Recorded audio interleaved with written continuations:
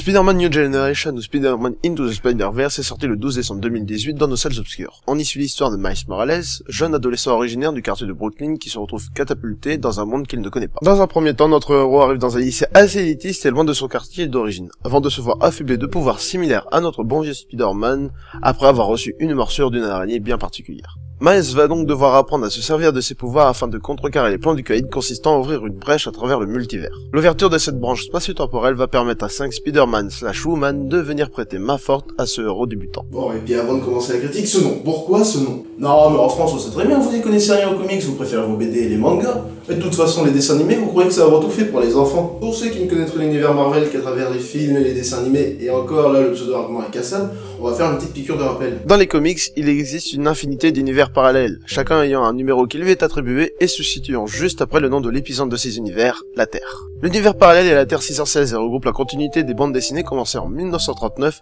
avec les premières BD de Captain America. À chaque fois qu'un comic se sort, sauf s'il est fait mention qu'il s'agisse d'un autre univers, l'histoire est attribuée à la Terre 616, qu'il s'agisse des X-Men, Hulk, les Vengeurs et bien évidemment Spidey. Les autres univers, qui ont chacun leur propre continuité, résultent tout souvent de stand-alone, de mini-séries ou de sauts dans le temps. Le comics Old Man Logan est attribué à un autre univers se passant dans un futur dystopique où tous les super-héros ont évacué. On peut également citer les What If ou Et si en français où chaque épisode se consacre à une décision qu'aurait pu prendre un personnage Marvel. Le premier numéro et accessoirement le meilleur exemple que j'ai allègrement pompé sur Wikipédia est le What If Spider-Man Joins the Fantastic Four. Dans la continuité Marvel, Spider-Man a vu sa candidature pour rejoindre les 4 Fantastiques refusée et ce comic se penche sur ce qui aurait pu arriver si l'inverse était arrivé. Dans les autres univers parallèles, on peut notamment noter ceux des dessins animés et de jeux vidéo proposant chacun leur propre vision de l'histoire, ainsi que le MCU qui répond au doux nom de Terre 199 999.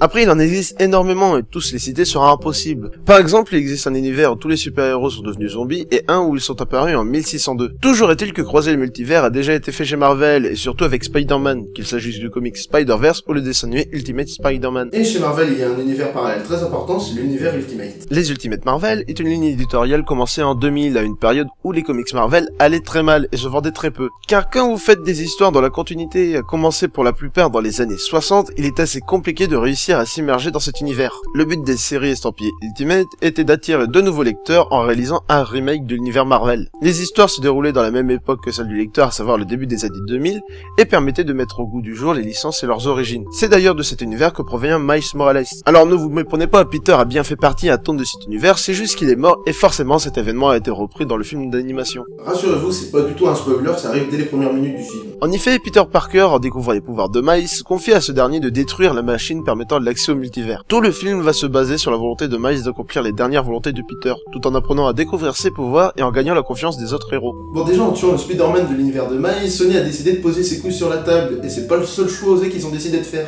Déjà, il y a l'aspect graphique général avec un univers qui est très coloré, auquel on pourra ajouter l'aspect graphique de chaque Spider-Héros. Mais c'est surtout le traitement fait du vrai Peter Parker qui impressionne, car parmi les différents héros présents, on retrouve au sein des personnages secondaires le Spider-Man noir dont les histoires se déroulent dans les années 30 et 40, Spider-Cochon et son univers très cartoon, et enfin Penny Parker que je ne connais pas du tout. Ces personnages ont un très faible rôle dans le film et servent surtout de ressort comique. Mais parmi les personnages principaux, on retrouve aux côtés de Miles Spider-Gwen, venant d'un univers où Gwen Stacy s'est fait piquer par l'araignée radioactive et où Peter, sous les traits du lézard, est mort. Et enfin, le vrai Spider-Man, celui de la Terre 616 qui a 38 ans et qui a bien mal vieilli. Tante May est morte, son mariage avec Mary Jane s'est fini par un divorce et il est dépressif et gras du bide. Une fois de plus, Sony propose une approche très différente de Peter et ose une réécriture du personnage ainsi que de l'univers de Spider-Man, qui fait écho à ce qu'ils ont déjà entamé avec le dernier jeu vidéo du monde en l'air. Bref, l'histoire est à l'image de l'aspect graphique, osé et de bonne qualité. J'apprécie vraiment le contraste entre un Miles Morales qui découvre tout juste ses pouvoirs et qui est plein de bonne volonté mais qui, malheureusement pour lui, n'arrive pas à faire l'unanimité auprès de ses compères bien plus expérimenté que lui.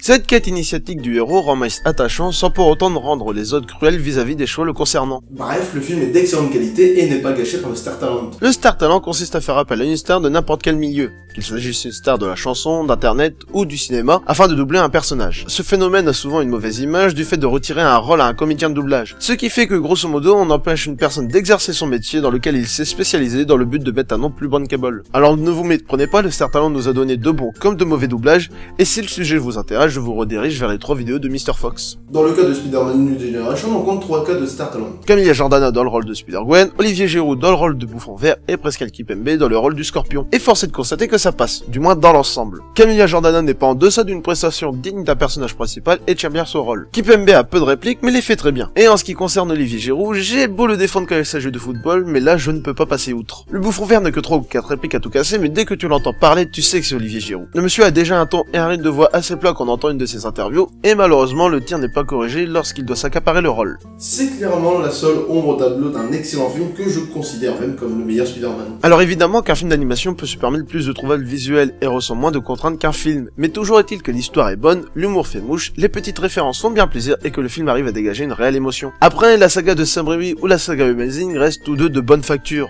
Car oui, petit aparté, si vous préférez la saga de Sam Raimi ou la saga The Amazing, c'est juste une question de goût, car elles sont toutes les deux leurs qualités et leurs défauts qu'on retrouve même parfois dans les deux sagas. En revanche, il y a un sérieux contraste entre ce que propose ce film et ce que propose Marvel en général, qu'il s'agisse de Spider-Man Homecoming, des comics ou des dessins animés. Si on se penche du côté de Marvel, on se retrouve avec soit un film plus que moyen, que j'ai personnellement trouvé très chiant pendant les 3/4 du temps, et où le seul but semble être de faire des blagues à outrance, soit un personnage que l'éditeur se refuse à faire évoluer. Sony apporte donc un vrai vent de fraîcheur dans l'univers global de l'araignée avec ce film, en plus d'une première brise grâce à son jeu vidéo, alors que Marvel ne cesse d'éviter le changement ou d'apporter de la modernité à un personnage vieux de près de 60 ans, à l'époque créé sous la plume et le crayon de deux génies de la bande dessinée. Voilà, c'est la fin de cette vidéo, j'espère qu'elle vous a plu, n'hésitez pas à laisser un commentaire pour donner votre avis sur le sujet, à mettre un petit pouce bleu, à partager la vidéo sur les réseaux sociaux afin d'aider la chaîne et à vous abonner pour ne pas rater les prochaines vidéos. Allez, salut tout le monde.